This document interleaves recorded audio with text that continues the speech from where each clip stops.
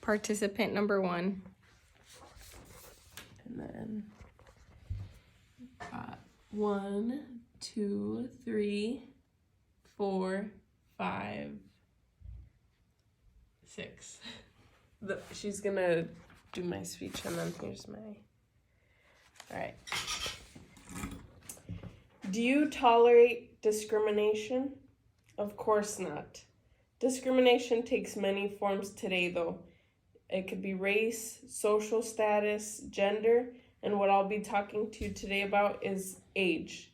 Elderly are constantly being discriminated against, and in our society, there's laws and regulations that even do this. One such being mandatory retirement age. Not only is it discriminatory, but there's a lot of negative aspects about mandatory retirement age. It is used in government-related jobs and also the airline industry. Mandatory retirement age has caused many issues today, though. It's discriminatory, has caused labor shortages, and also decreases workplace experience and training. It's discriminatory because it categorizes the elderly once you hit to a certain age that maybe they're useless or aren't able to work, when maybe they're not even ready to be retired, or they just aren't in the circumstances to do so. Another issue brought out in the article by Amy, entitled "Retirements Fueling U.S. Worker Shortage, We're Fighting an Uphill Battle." This was on the CBS News website. It said that retiring workers made up the biggest share of Americans who dropped out of the labor workforce in March.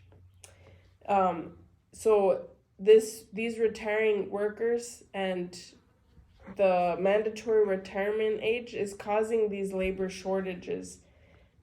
We may have heard on the news, pilots have to retire at 65, and this has caused a labor shortage in that industry, with there being cancellations and delayed flights.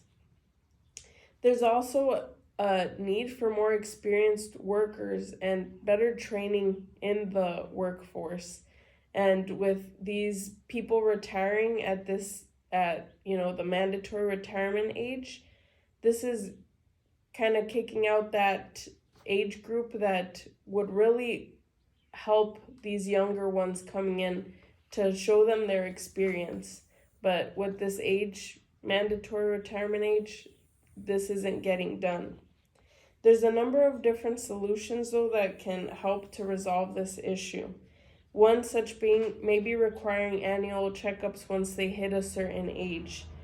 Maybe doing cognitive tests to make sure that they're still able to do the work, and physical tests to make sure that they're still able to physically do the work and not be a hazard to themselves or others. Another option would just be to offer a change of position, maybe offering them a training position to train the younger ones, and being able to offer their experience that a lot of times is just acquired through years of service.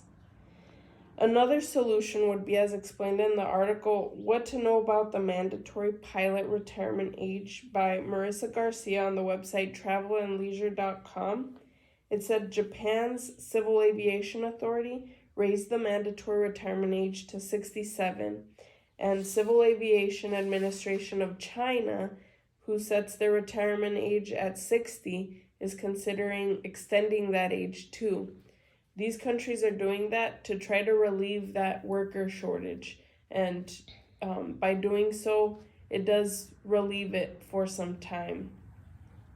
These solutions will give us a better equipped workforce and will also help the elderly age with grace and not feel discriminated. Imagine a better, more trained workforce with the older ones being able to show the younger ones their experience that has been acquired over the years, and also not having to deal with our trips and flights being canceled. And just imagine ourselves once we get to that age.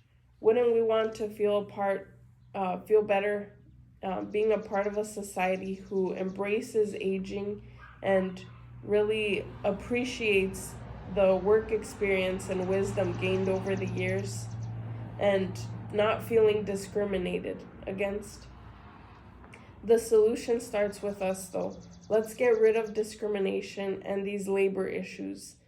I've initiated and printed off a petition that will get forwarded to the Secretary of State. I'll pass that out after the speech, and I highly encourage you to support the changing of this mandatory retirement age. Remember, mandatory retirement age is discriminatory. Let's stand up for what we know is right. Yeah. And then record. Here.